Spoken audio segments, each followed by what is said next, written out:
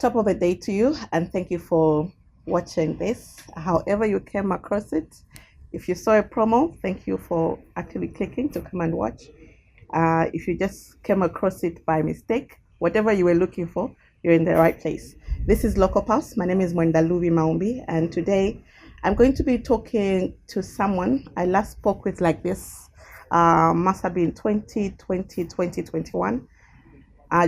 Definitely before his official announcement to contend for the city of Livingstone as MP was even announced. And so today, thank you very much for creating the time to speak with us. Thank you very much for inviting me back on the Pulse, and good to see you again, Mandaluvi. Good to see you too. So like I was saying, way back 2020, 2021, you were Mr. Tourism by and large because you had done a lot of things in tourism.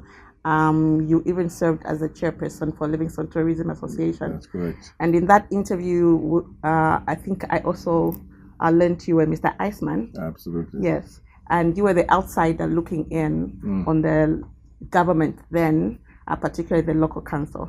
And one of the things that you spoke about was your dissatisfaction with how the leadership then was not grabbing the opportunity that is in Livingstone being a tourist capital, that the development was not happening at a pace you thought that would have happened. As MP, number one, and then particularly when you were appointed Minister of Tourism, what aha moments would you say maybe you had from the period of campaigning to now actually being at the helm of the tourism sector itself? Okay, very interesting. I probably want to say it's a mouthful of a question. I know. For starters, but I'll really attempt to respond to it however way possible I can. And true to the word, prior to ascending to the position of Member of Parliament as well as Minister in charge of Tourism of Zambia, I was also known as Mr. Iceman because to this day, I strongly believe that we're the biggest ice supplier in Southern Province today, with our capacity which spans to about 8 tons of ice per day.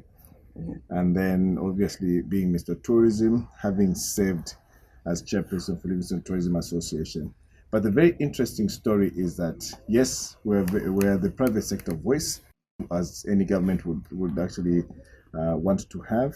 Yes, we did critique the government then as to how slow processes were going. Now, just allow me to answer this question because I'll be probably moving from MP as well as Minister of Tourism. Yes. But ultimately, what we used to see from the MP's perspective is a slow delivery system from our local authority, which we strongly believed needed to be worked on. And some of the issues pertaining to that obviously hinged on the resources that these local authorities were being given. And at the time that we were critiquing the governments of that particular time, we did realize that for a province such as Southern and Livingstone District per se, the so-called Constituency Development Fund then, which was the 1.6, was what we would like to call a lunar eclipse. It comes once in a while. And that's what we used to see, that's what we heard, and that's what we confirmed. And now that I'm sitting in Parliament, and the proposed increase of the CDF from 1.6 to a hefty 25 million then by President Hakainde Hichilema actually gave us an opportunity to say, yes, indeed, this amount of money is going to be distributed to all the 156 constituencies at a go. At the press of a button, all those constituencies would actually get that money. And the split you all know, there's community projects, there's grants, there's bursaries, as it were. And more so, what we did realize at the time that we were outside, we realized that some of the issues pertaining to governance itself, as members of Parliament, in 2016, the previous government did actually, quote unquote, remove the members of Parliament from sitting in the local authorities, which obviously distanced the area members of Parliament to actually put in meaningful contribution to the local authority operations. And this is the more reason why, fast forward to today, with the enactment of the new bill, popularly known as the Bill 7, now the members of Parliament will be back in the local authorities to just actually become part of the whole process of running service delivery within the local authorities. Now, if I'm going to speak to the aspects of tourism minister, the aha moment, obviously, when I was appointed as minister, I think the excitement in private sector was that now one of our own is actually a minister. Most of the issues that we're faced with today are actually going to be dealt with. But then I realized that I think sometimes it's very good to understand how government operates. That's number one. And number two, because of the well-meaning intentions that the UPND had with regards to how we're going to govern this country, it became increasingly important that we do a surgical operation of the operations of government per se. Now, in this particular case, one of the issues which is specific to my ministry is the aspect of saying how best can we push service to our people? How best can we manage private sector? And the first point of call was for us to make a pronouncement that the UPND government is pro-private sector. When you become pro-private sector, it simply means that you now call private sectors to the table, you listen to them and see what best options, solutions that they have, which ordinarily would hamper their businesses. And alongside that, within government, we approved what we call the Public-Private Dialogue Forum, which was a toolkit. It's merely a toolkit that brings together private sector on one hand and government on the other hand to be able to sit and understand, come up with critical solutions that will now drive the economy forward. So ordinarily, where I'm sitting today, I think we have actually galvanized what I would like to call support from the private sector. Support to the extent that most of the solutions that we are implementing as government are actually drawn from private sector. The only thing that we as government are doing is to creating an enabling environment, and that is exactly what we're doing. And the bulk of the enabling environment is to ensuring that all the pieces of legislation that hamper business, quote unquote, hamper business, are actually streamlined, some of them amended, and most times repealed, so that they speaks to the aspirations of private sector. Okay, and how long has it been taking from what you realize, okay, this is what needs to be done? Has it been taking the ideal amount of time to put in place some of the frameworks or systems? Well, I probably don't know what the ideal recommended time would be, but I can safely tell you that in any given instance, and one of the practical examples that we have worked on government is that for any process to actually go through its paces, maximum you probably take is like 90 days. And why I say 90 days is because it's been prescribed that any piece of legislation has to go through, obviously, first reading, second reading, committee stage, and the like. Even the aspects of amending and repealing a piece of legislation has to take that simply. However, there are certain processes which obviously do not hinge on the main act, on the main piece of legislation. And I gave an example before that within the Ministry of Tourism, the private sector was complaining to aspects of multiplicity of licenses. Multiplicity of licenses, we had to do a deep dive. We realized that from the Zambia Tourism Agency, the licensing regime required that people pay a retainer fee.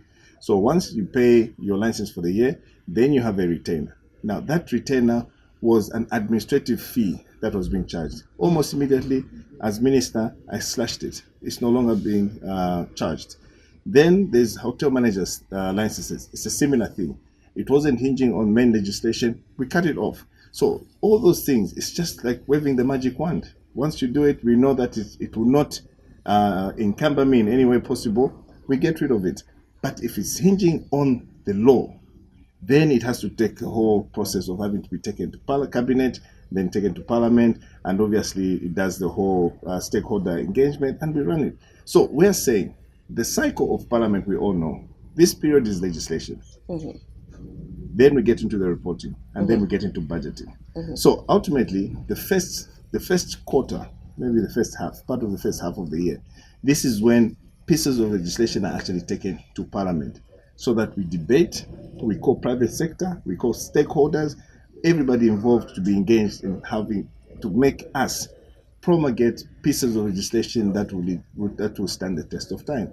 So ordinarily, when I say 90 days, I'm talking about this 90 days, from February when we open parliament all the way through to probably March, April. And that is where we're talking about. But I must just make mention that we do not only work on legislation during that period, but we mainly dedicate this period for bills. Then afterwards, then the next session is mainly for reporting, progress made, what we call government assurances. Once we are sure as government what progress have we made, and that's the reporting, and then we get into budgeting. Obviously, you know this whole process.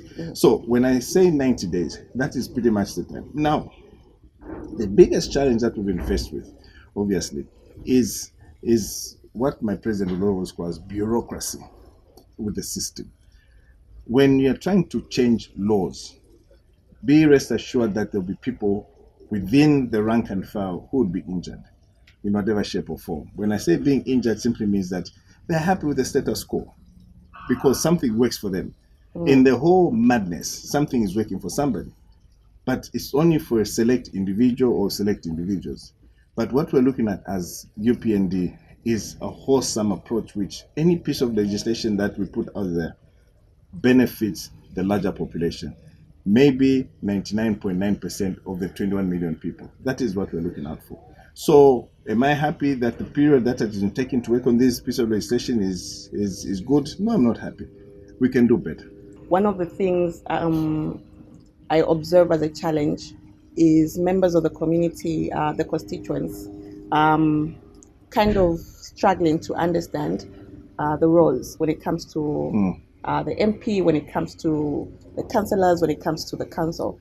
And it also brings back to the issue, for example, of CDF. Before, you had pointed out how for the ward development committees, even when there was just 1.6, one of the challenges you had mentioned is the people that attend the ward development committees, like, is it representative? And also a likelihood that only the loudest get heard, and not necessarily those that have the most brilliant of ideas or those that connect with, for example, the development plans of the city. As MP, is there anything that you have done in terms of legislature to kind of modernize or enhance how ward development committees then function, so that everything then?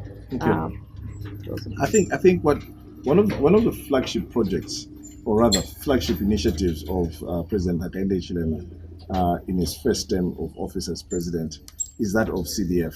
And yes, people might argue suggesting that CDF has been there before. Yes, it was there before, but was it working? No, it wasn't. Is it working now? Yes, it is, and it's doing a fantastic job.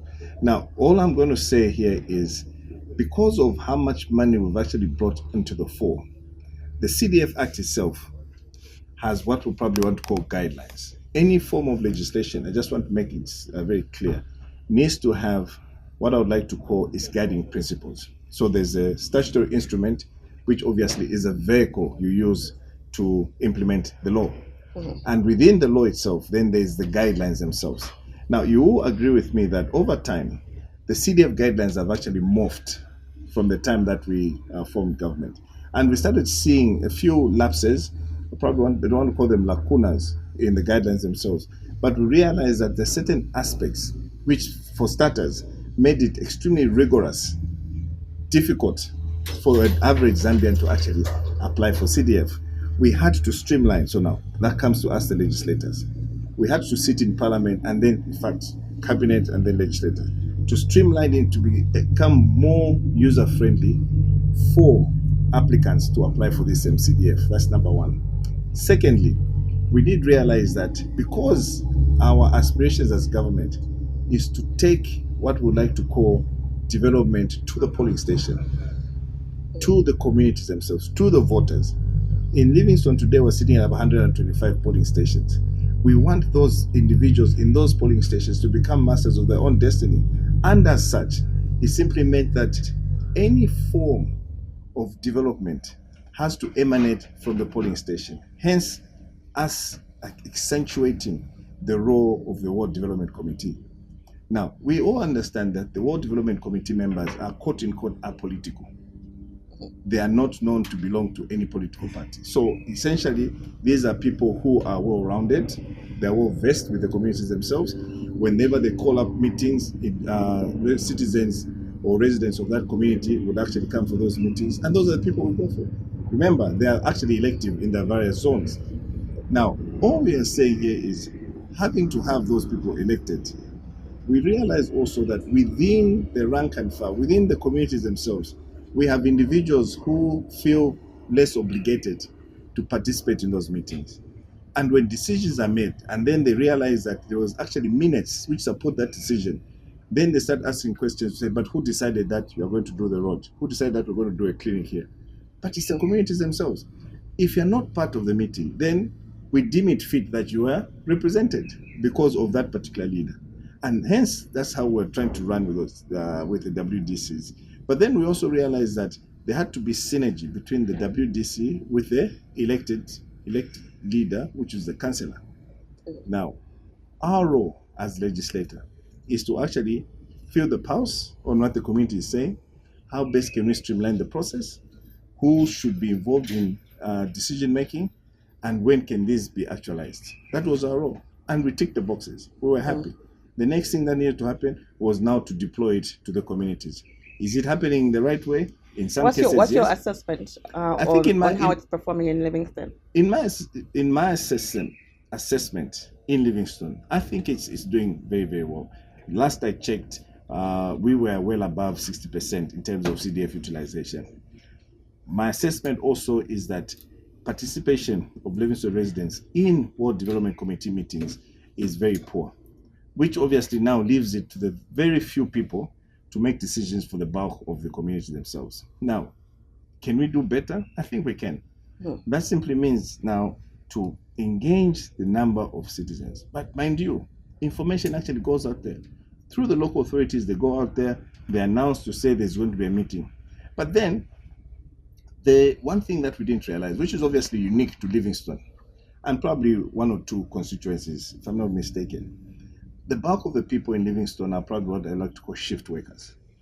When I call them shift workers, I mean whenever the WDCs call for meetings, you and I are probably at work.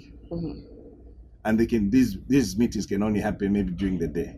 And you realize that the bulk of the people who are in those positions of WDCs are probably people who ordinarily have got humble jobs, or alternatively, they work in the night and then they are available during the day. Or they're caretakers of some sort. So there's a bit of a misnomer there, which obviously we need to find a ways and means on how we could create time for those people who are ordinarily busy to attend those meetings. Okay, is it something that should happen at the legislative level or within the local structures? I think it would be it would be a tough sell to look at it from the legislative side. It's something that can actually be dealt with more administratively at the local authority, so that we get the blessings of the local authority, which obviously is the local government and rural development ministry, to be able to now give us the authority to actually alter the timings when these meetings are supposed to be held. Because ultimately, the secretariat of those meetings is the councils themselves. And then the moment you say, okay, fine, don't have these meetings during the week, have them even in the evening or have them on a Sunday, then quote unquote, it will attract allowances, maybe double allowances than that they get when they have meetings. Or indeed, it might just end up messing up everybody else, because now this time around, as an ardent Christian, I don't want to meet you on a Saturday, or neither do I want to meet you on a Sunday. So, and that's my me time. So, there has to be a balancing act. So Okay. I should put that way. All right. So, you've commissioned a lot of projects on CDF. You've also handed over grants. When it comes to projects, when communities are complaining about the quality and also the time it takes for certain projects to be completed, in the grand scheme of things, a lot of blame falls on you, the MP, or the councillors, or even the CDF committee. What have been some of the challenges that you personally experienced as MP, in your role as MP, with regards how the CDF is actually rolled out? Okay. Well, I think first things first, the resource envelope that was received was a bit of a challenge. A good challenge, if I can put it that way. When I say good challenge, it's because one moment you're only getting 1.6 million, if at all you get it. And then suddenly, religiously, you're getting 25 million. I can guarantee you that's a problem when it's on, because you actually can't fathom the amount of money that you're actually dealing with. Challenge number one. Then obviously the rules, or is it the guidelines within which CDF was premised on, was also speaking to the fact that, to the effect rather, that each constituency should be able to be self-contained, which simply means that everybody, the contractors, artisans, whatever alike, should actually be drawn from the respective constituency. So we needed to start building capacity in those areas. And hence, the early days, the first few projects that we did in the constituency, I'll probably talk about 21, 22, you'd find that they were a little bit substandard, because now people were just obviously contracted because of positive discrimination, where these people are actually from Livingstone, give them an opportunity. Then we said, okay, fine, maybe let's create a blend. Let's get the experienced people together with the new guys, so that we can create synergy to that effect. And slowly but surely, the scope of works, or the quality rather of works, started to get better. And hence, obviously, from the perspective of the president, says timely delivery, good quality, and the right price. 3 critical ingredients. So we started checking. One of the biggest challenges that we're faced with was the price, the right price. Mm-hmm. For some reason, I mean, most of these contracts were inflated, which obviously made us as CDF fund fewer projects as opposed to what we would ordinarily do, because the price was a little bit too high. But remember, it also meant that these new entrants were unable to cost these things properly, as it were, because we were targeting Livingstone residents, and it was known, it was policy, that if you don't find contractors in Livingstone, go to the nearby constituency. Go to Kastombora, go to Zimba, go to Kalomo, whichever it is. But ultimately, the money should reside within the province. Very, very clear, proper policy direction. However, over time, then we realized that some of the challenges also were that our own people eventually now wanted to take advantage of these projects to probably quick gratification. And I strongly believe at the time that most of these guidelines were not tightened, we started having runaway people, projects not being completed on time, and next thing that you start cancelling projects, then you had to start looking for labor contracts, then you had to do VOs, variation orders for most of these projects, because people were unable to do them. It became a cost on part of the local authority and eventually on government. But what I actually see now is that with the enhanced guidelines that were put in place, obviously as legislators, and obviously the supervision, the recent pronouncements that you made is that we're now going to have loan officers in the local authorities to just be able to manage that. Remember, even for the loan component, we realized that people are getting money and they're not paying back. So what we actually did was to say, okay, fine. Instead of the councils now managing those funds, we had to find an intermediary commercial bank to be able to deal with that. Simple reason that, because the bank's business is lending money. So give it to the experts. And that's our role as government. We want you to ensure that we give it to the experts. So today the banks come on board, they deal with financial literacy, they deal with the vetting process, and they make sure that they follow up. And we've told our people, if you don't pay back the loan, even that small little asset that you have will be grabbed away from you. So now CDF is a vehicle that's for government. All the constituencies are implementing.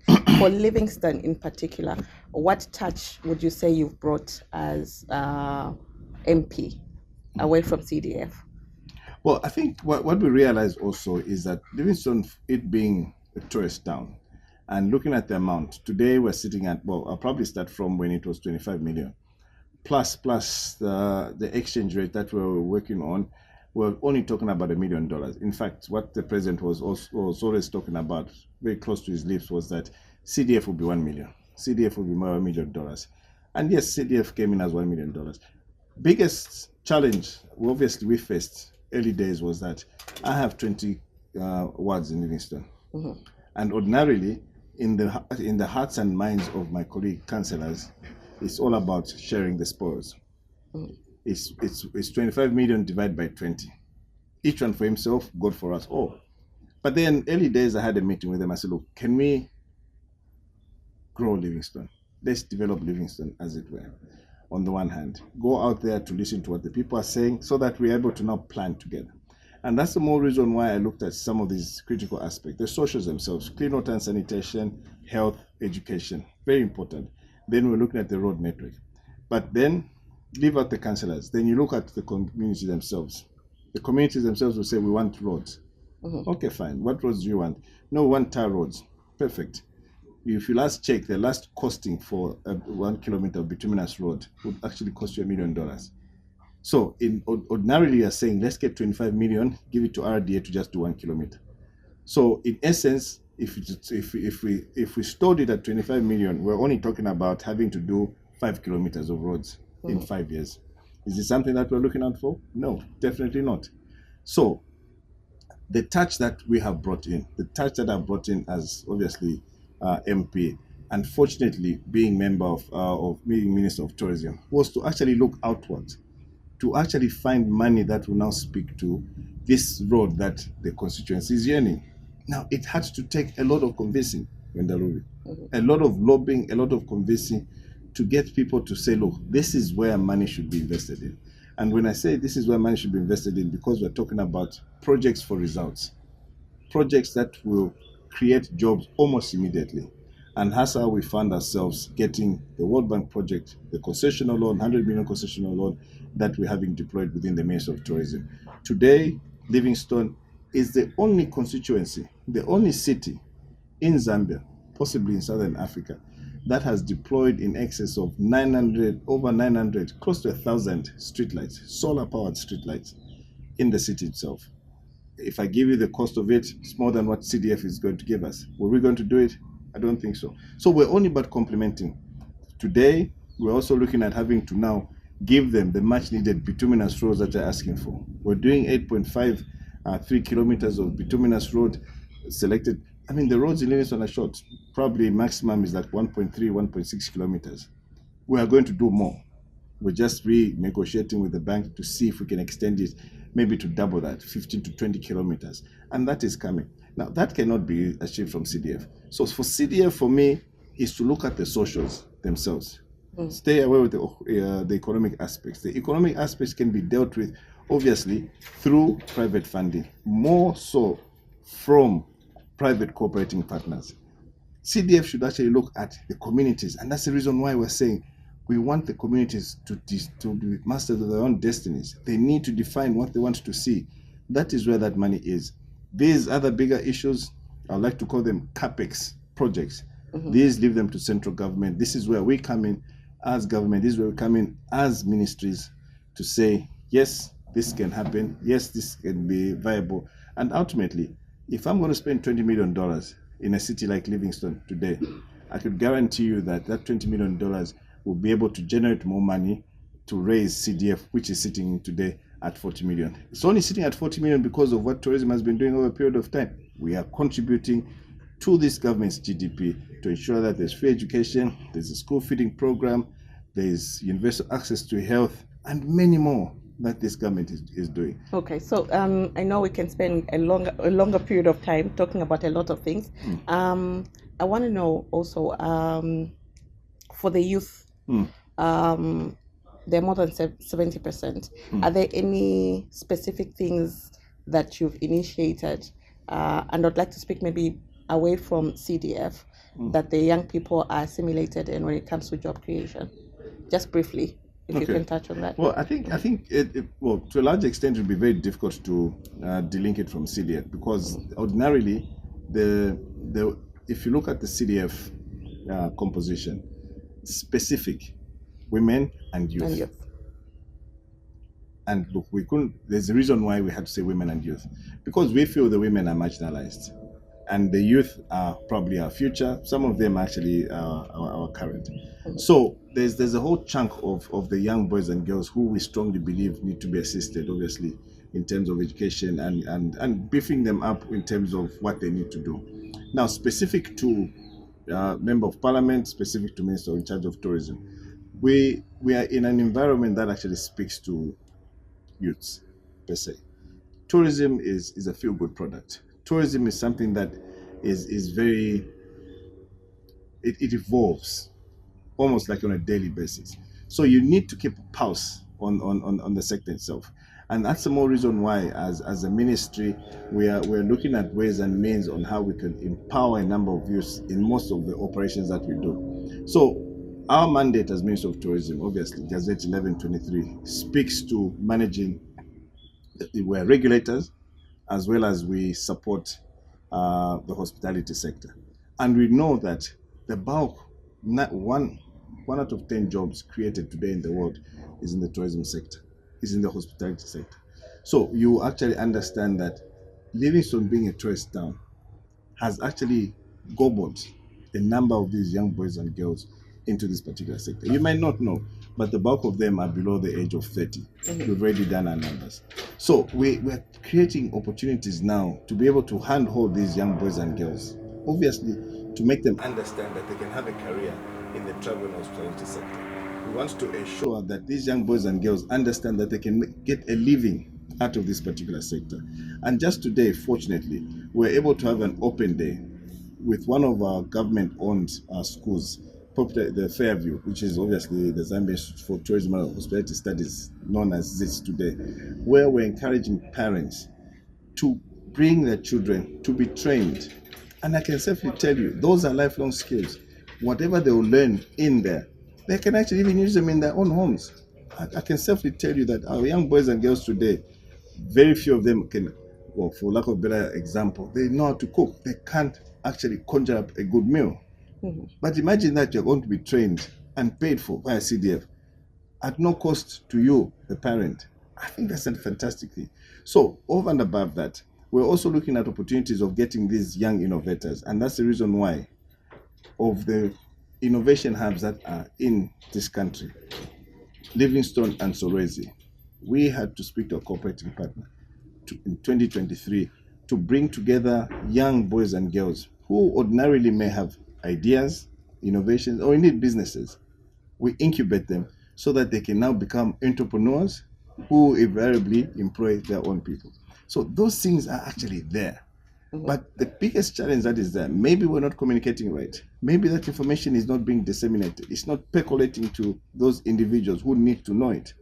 But that is one thing that we've gotten to understand, that sometimes, and we all know, that today's young boys and girls, their attention span is too short. If you're going to tell them something that is going to be more than 2 minutes, they'll lose it. Love them. We've heard the president praise you for what you're doing in the Ministry of Tourism. And on the international scale, you actually recently won an award. But on the local level, especially when you look at the socials, there's a perception that you're an absent MP.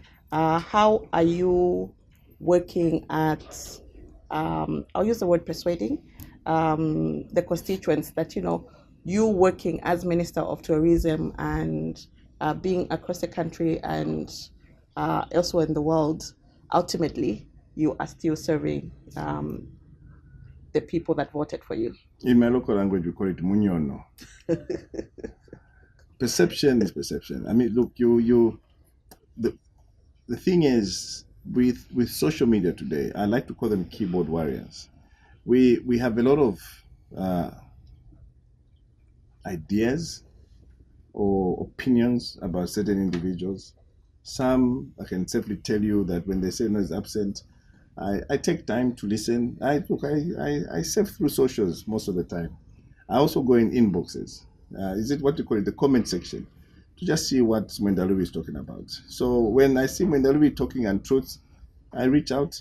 But unfortunately, the ones who actually are keyboard warriors, most of the time they've got their profiles which are locked. So obviously we can't ask them who they are, and they're like, if you're smart enough, or if you're bold enough, or whatever you're saying is actually factual, you should be able to now go on stage and say, Minister, we are absent. And then I'll ask you, well, then I'll probably listen to you to say, where am I absent? What is it that I have not done? And I think that's how you actually work around it. So I've actually even asked them a few questions. I said, look, can we ordinarily compare like for like? The one thing that is very important, and what I've learned over the period of time, is to compare like for likes. Don't compare apples and bananas. If you're going to compare Honorable Rodney Sukumba as having performed or having failed, I want you to compare with me to all past members of Parliament of Livingstone.